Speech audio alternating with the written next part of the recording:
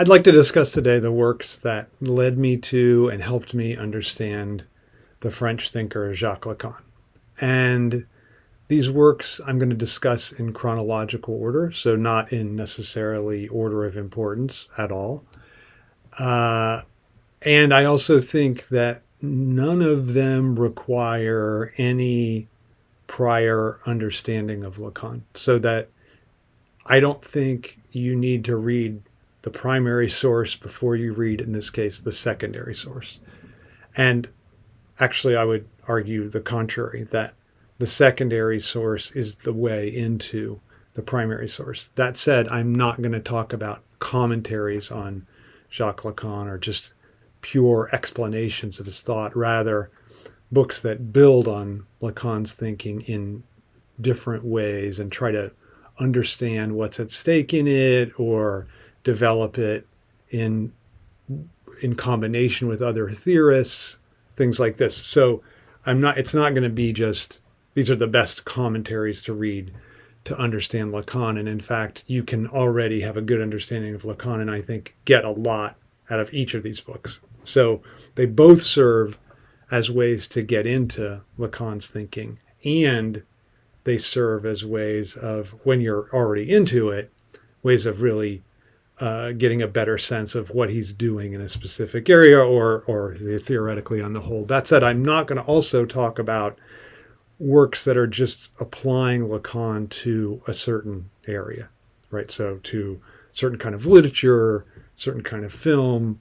So I think, for instance, Lee Edelman's No Future is a great book on Lacan and queer theory. It's however, primarily a book on Hitchcock too. So that's why I'm not going to talk about that. And there are numerous other books in that category that I'm just not going to talk about. So I want to start in 1989 with a book by Slavoj Žižek called The Sublime Object of Ideology. And I think I'm holding up an edition that you can no longer get because it's now been it's still published by Verso, but it's put out in a new form, a new edition with, unfortunately, new pagination, which is annoying. I think 1989, which is the year that Slavoj published his first book in English, this book, Sublime Object of Ideology, was an epochal year for the understanding of Lacan. So prior to that time, at least in the Anglophone world, I don't think there were any books that really understood what Lacan was doing that were published.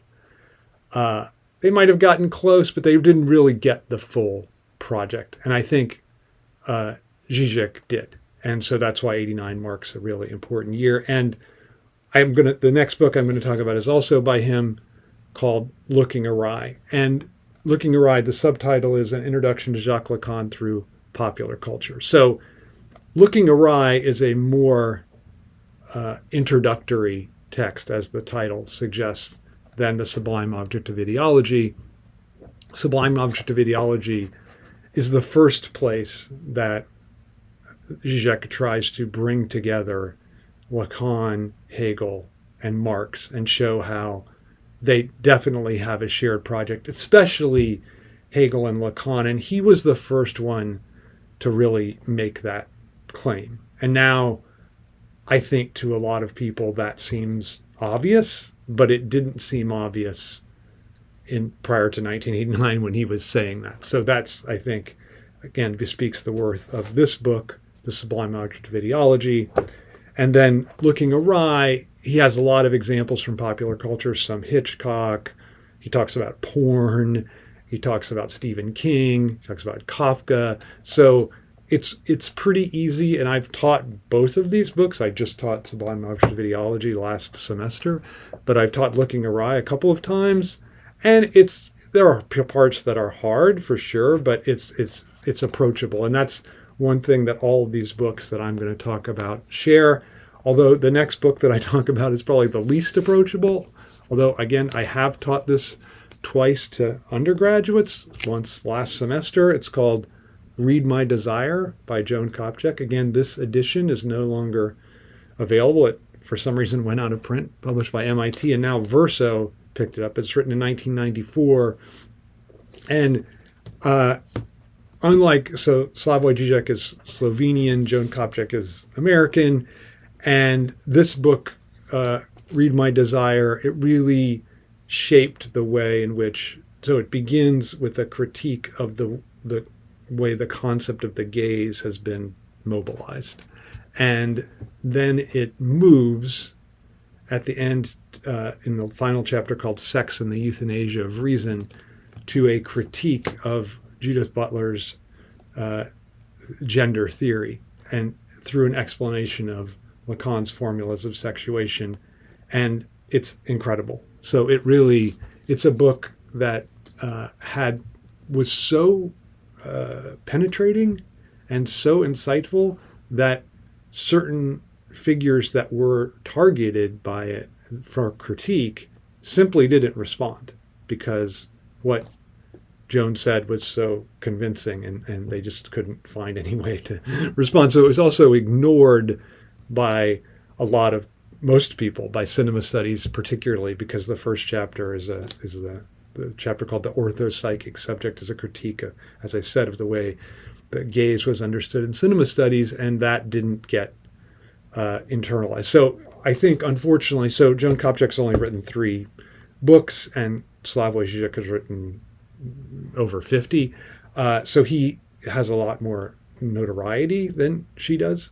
But I think Kopček is one of the things that I would say about her, in contrast to Slavoj, although they're very good friends. Her take on Lacan is a specifically Kantian one, and his is a Hegelian one. So he's really focused on the way in which Lacan is a thinker of contradiction, and especially the way in which Lacan is reasserting the importance of subjectivity.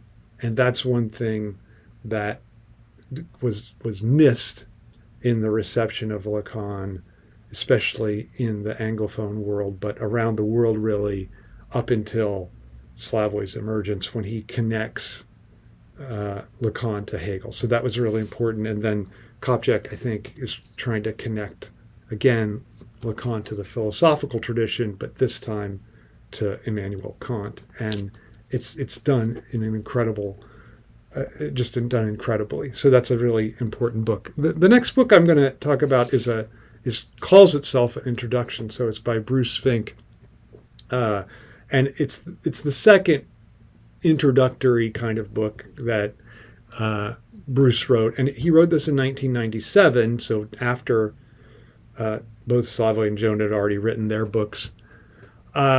And he eventually became the translator of several of Lacan's seminars and of the entire Écrit. So he is someone who knows Lacan very well, and he's a practicing analyst as well. So neither Žižek nor Kopček are analysts like me. They're just theorists. But Bruce he's an analyst too, and he's also written some detective fiction. So he's a very much of a multi-talented guy. And this book, so the first book that he wrote is called The Lacanian Subject, and it's a very good introduction to Lacan's thought. But even though this is called a clinical introduction to Lacanian psychoanalysis, I think Bruce is able to introduce a lot of the key concepts and show how they get worked out. And especially my favorite part of this book is his discussion of perversion, because he, through a reading of Jacques Lacan's Écrit, Kant avec Sade, which is notoriously difficult. I think Jacqueline Miller devoted an entire year's seminar just to this one Écrit. And he in basing on that, partly he understands perversion as the way in which and I think he's right. It's trying that the attempt of the pervert is to prop up the figure of the other, not to tear it down, even though the pervert is constantly questioning and transgressing the other's dictates. So that is right as a reading of Lacan, but Fink's book really emphasizes it, and you can see that he really has a great handle on what Lacan's doing. So again, This is from the mid-90s, from 1997. And I think it's a really still, so 30 almost years later, still a really valuable book. And you can see I bought it in hardcover right when it came out. I was in graduate school, just finishing graduate school. And I loaned it to a student, and I thought I wasn't going to get it back. And then when I got it back, I felt like I bought it again for the first time. So it's really valuable. And I think, still maybe one of the best, just more introductory texts. But as I said, I'm not talking just about introductory texts. I think there are a lot of insights in this book that go well beyond just introducing Lacan. So the next book I want to talk about is someone's first book. This is Alenka Zupancic's first book called The Ethics of the Real. And now we're into the 21st century. She wrote this in 2000.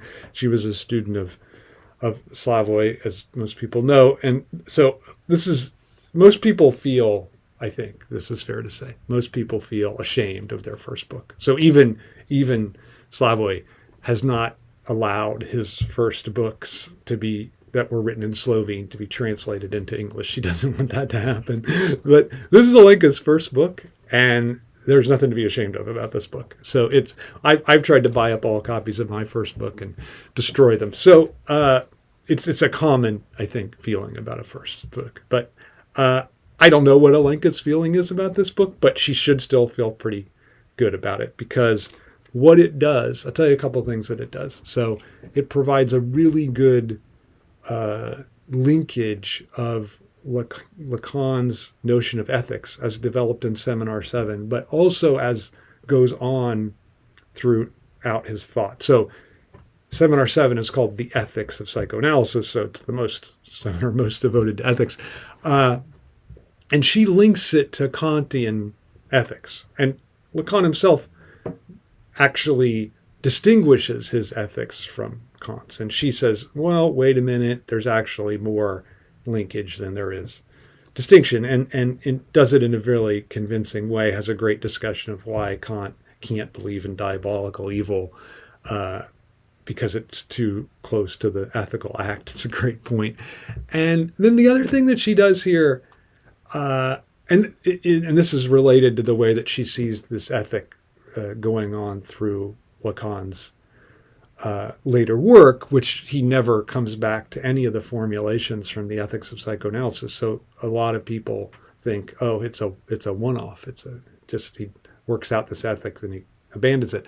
She tries to say, no, what you have to see is the way in which there's a linkage between desire and drive, and that the ethic of not giving ground relative to one's desire, which is how Lacan puts it, actually puts one near the path of the drive. So that's one of the, I think, really one of the little charms of this book. But it's a great book, and one, again, Ethics of the Real, great book on ethics in general. Very good book on Kant, although I know a couple Kant scholars who are not fans of it because they're more of the analytic philosophy variety, which is understandable. But I'm a huge fan of it. Okay, so then I'm going to talk about what I just said I wasn't going to make value judgments, but I'm going to make one. So I've introduced Rick in this way, so I'm going to say it now in public. So Rick Boothby wrote this book, Freud, Philosopher, in 2001, and I think it's the best book that anyone will ever write on Lacan. So it seems like it's not on Lacan because it's a great cover, if you can see that.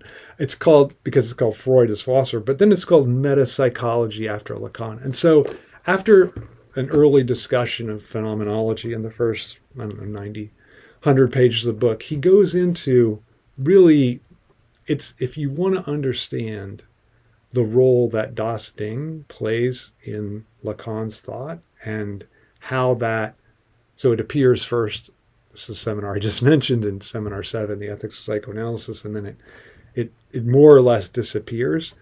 But what Rick shows is how it's actually still animating a lot of his concerns, even when he turns to think about the objet later on in his seminars. So it really, again, it's another book like the works of Zizek that's trying to think about Lacan as a philosopher, as the title suggests. Freud is philosopher, but again, it's more about Lacan than it is about Freud.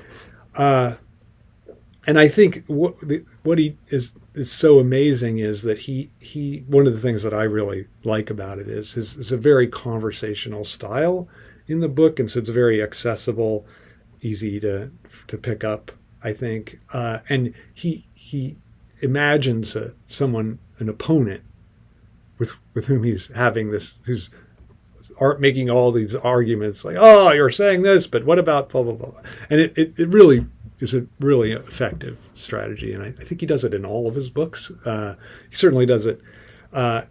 He does it to great effect, I think. But this book is really again, it's just a I work in the reception of Lacan, and I bought this right when it came out too, and I've taught it a few times, and I go back to. It's a book that I go back to, not daily, but certainly quite often, especially when I haven't talked to him for a while.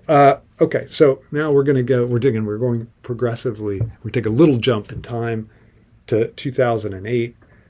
Another book by Alenka Zupancic called The Odd One In on Comedy. So this, I think, people might know I have some slight disagreement with Alenka about her theory of comedy. I wrote my own book on comedy, which no one seems to like, but I like it.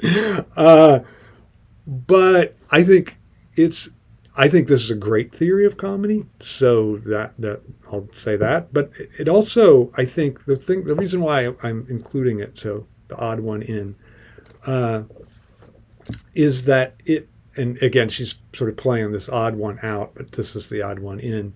And I think what's really great, what she starts to do here, is show how there's a appendix on the phallus, and so in that she's trying to show how the very project of psychoanalysis and psychoanalytic theory is at its heart a feminist project, and the emphasis on the phallus is part of that feminism.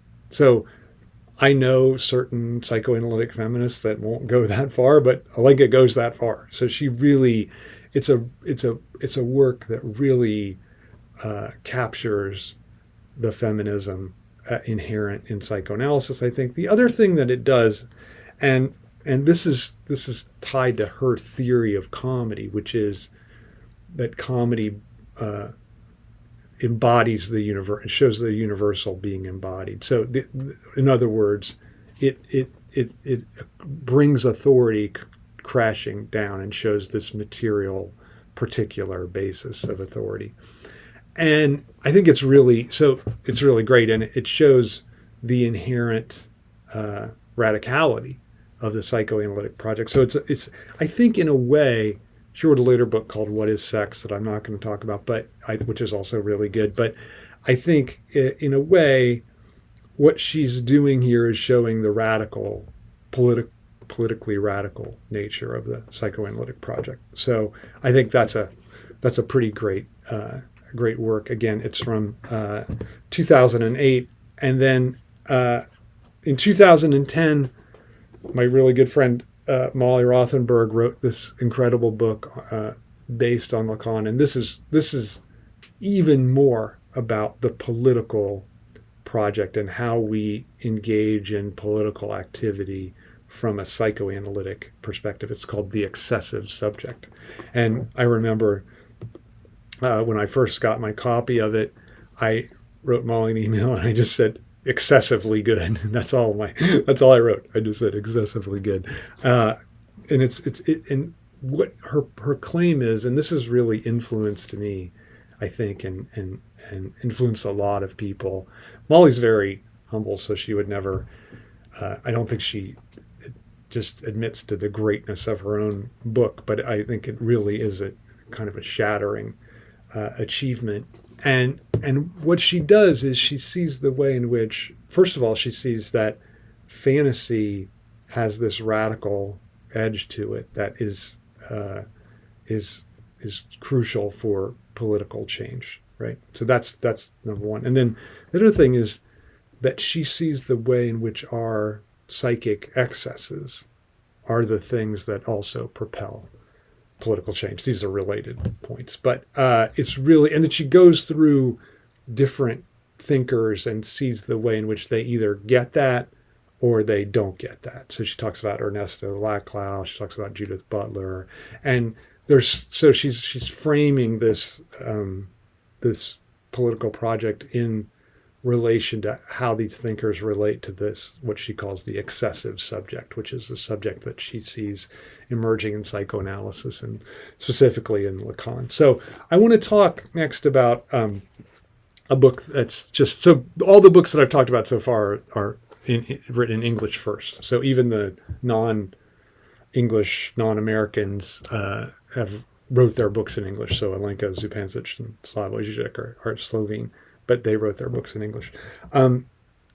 There obviously are good books in Lacan was French. There's a lot of good books in French on Lacan. I'm going to mention two of them coming up, but there are other ones, and I've focused a little more on English just because I think these have been especially helpful for me, and I'm not sure what the access people will have to the books in French, but I also think that the books in French on Lacan tend to be more engaged. This is a generalization, of course, but tend to be more engaged in internecine questions about little parts of Lacan's thought and not trying to see the larger theoretical implications. And so I think there's some, I guess I would say, advantage in the other perspective from other places on Lacan's thinking. So the book I want to talk about now is a book by Guy Le Goffet called L'Objet A, the object A, Approche de l'invention de Lacan. So approaches to the invention of Lacan. So this is, I think, an amazing. So Guy, I know Guy. He would be very upset with me that I've included this book and not. I think he wrote a book on the sexual non-rapport, the sexual non-relation, that I'm pretty sure he thinks this is best, and he would not like me picking this as. But this is my favorite book by him, even though I've read all the books that he's written, and I think it's an amazing book, understanding the radicality of this discovery, or this what he calls invention of Lacan's, and what Guy is able to do is to see the way in which objet A manifests itself in all these different areas. So it manifests itself in science, in politics, in art, and so he sees the way in which there's this animating. It's what animates us, and it's the basis for a holistic theory of existence, basically. And I really, so this is 2012. It's unfortunately hasn't. So another book of Guy's, the book on sexual non-relation, has been translated.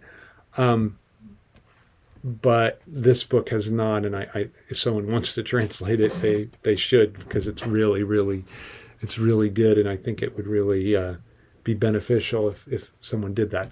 Okay, so the next book I'm going to talk about is from 2016 by Sheldon George, and Sheldon's book is called Trauma and Race: A Lacanian Study of African American Racial Identity, and this was the first book. So there subsequently to this book in 2016 been a plethora, I think maybe you could say a plethora of books on psychoanalysis and race. So David Marriott's Lacan Noir, I wrote a book on this, Derek Cook has written on this, Sheldon and Derek Cook wrote a book, collected essays called Lacan and Race, which is good, I think. But to me, Trauma and Race represents the real breakthrough.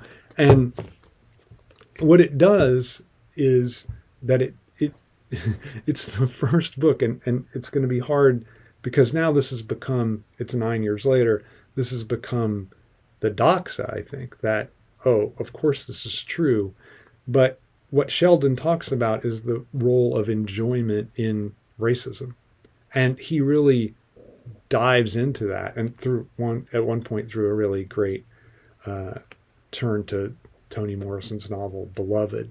So it's a really and there's stuff about lynching, which is really powerful. It's an amazing book, really, and I think Sheldon is an incredible thinker, and he's further developing his thought along these lines. So his next book, I think, he's not embarrassed about his first book, nor should he be, but I think his next book will be probably even better. So that's Sheldon from 2016. Then from 2017, so a year later, Rudy, who wrote a book called The Ethics of Opting Out, Queer Theory's Defiant Subjects. So this owes a debt in part to Lee Edelman, who I mentioned earlier in his book No Future. But Mari is a little critical of Lee, and I think actually I could say any of Mari Rudy's books are good on the pathway to understanding Lacan. Really, any of them are, and I think this is her, to me, Ethics of Opting Out is her best book. So I think if you wanted to get Mari at her best, this would be the one to choose. And so the subtitle suggests it's about queer theory, and it is, but it's more about Lacanian ethics. And one of the things that what characterizes Mari is that she's more, she's not concerned with this one-time radical act that then blows everything apart. So this is actually her critique of that undermines the symbolic order totally. So this is her critique of Lee Edelman, rightly or wrongly. But then Rudy sees the way in which, no, what's important is this like little shifts. That's really where we can identify the act, and what that involves is these acts that undermine one's own symbolic position. So that's why the word defiance is in the title, because her idea is that you're not accepting a certain kind of symbolic norm that's being imposed on you, and that's the source of your freedom. So it's really a ambitious book, even though you might pick it up and say, oh, this is just a commentary on other queer theorists. No, I mean, she does have some discussion of other theorists, but it really is her own working out of a certain understanding of Lacan's ethics made into what she wants to make of it. And I think it's her great achievement. But I think there are other books that I could say. So The Call of Character is a great book by her, and The Summons of Love is a great book, and her final completed book before she died, Penis Envy, also excellent, and all those books are really useful and readable. And so Mari Rudy is someone who you can really use as a gateway drug to the harder stuff of Lacan himself, and even of Slavoj and Joan Kopchak. All right, so I'm going to conclude with a book also in French, published in 1920. No, he's not that old.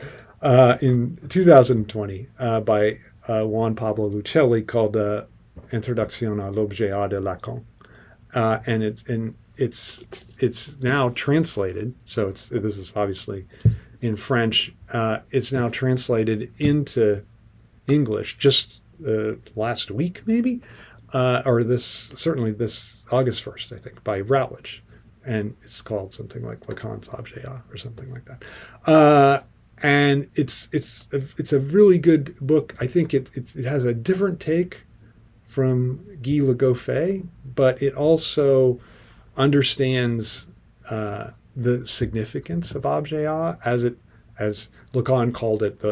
This is my one invention, and I think that's right on Lacan's part. And both Juan Pablo and Guy have a sense of that in their books. So again, this is what he has the girl, Perlering on the cover, but I'm not sure if she's on the cover of the English translation. But it's he's a very eloquent writer, and also has a liberal use of examples. He's a practicing analyst, just like Guy is. So that's one thing I didn't mention. That so Mari Rudy is not an analyst.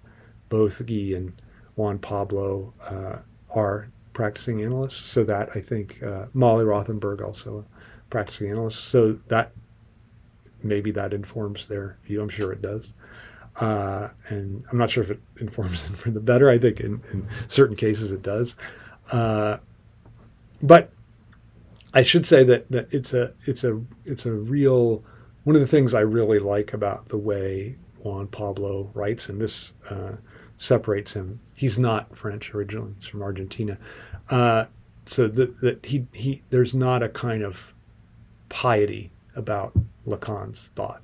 That he's willing to, he's not afraid to say the person instead of the subject, for instance. So there's a sort of heresy that he is free about relative to Lacan's thought, and I think that's pretty valuable. And this is why this is the last book I'm going to mention. So it's again, it's 2020, but if you're reading it in English, it's right now, and I think it's incredibly worthwhile. Again, I think the objet is Lacan's most important concept.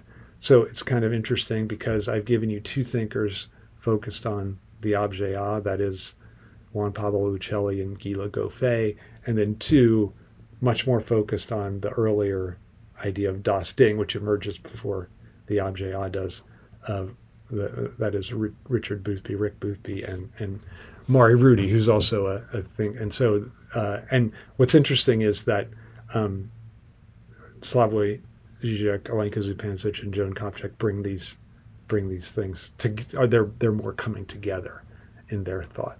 So those are my 12 recommendations for works that can help you get into Lacan, and I don't think it would be a bad idea to read all 12 before you read any Lacan. I once taught, let's give a little anecdote to wrap things up. I once taught a class on Lacan in which we read 0 books by Lacan. It was a great success.